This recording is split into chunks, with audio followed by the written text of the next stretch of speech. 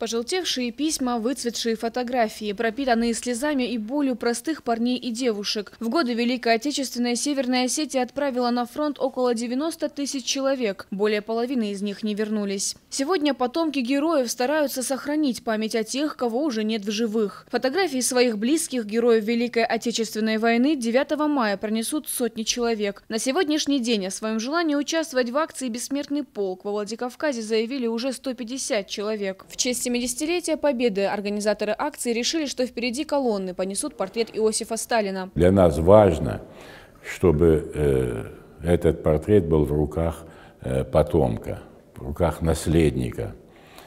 Скажем, вот портрет Иосифа Виссарионовича Сталина, фамилия Дзугаевых определила своего представителя, Руслана Дзугаева, который будет нести этот портрет. И для нас, я еще раз подчеркиваю, важно, чтобы вот эта непрерывная связь поколений, она была всегда.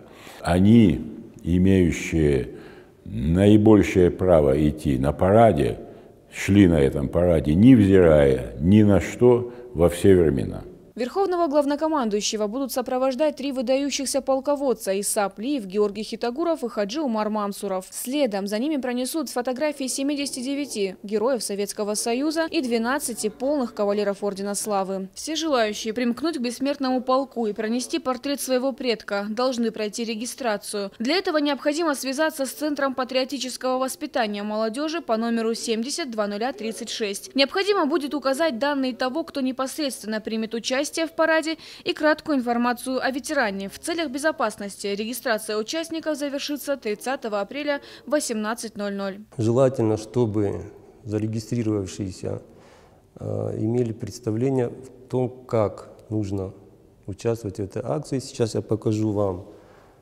формат фотографии, предпочтительно которую можно и нужно иметь. Это вот такой формат, не менее А3. Фотография с надписью «Фамилия, имя, отчество». Снизу, если можно, даже вот фон поменять на более яркий по желанию.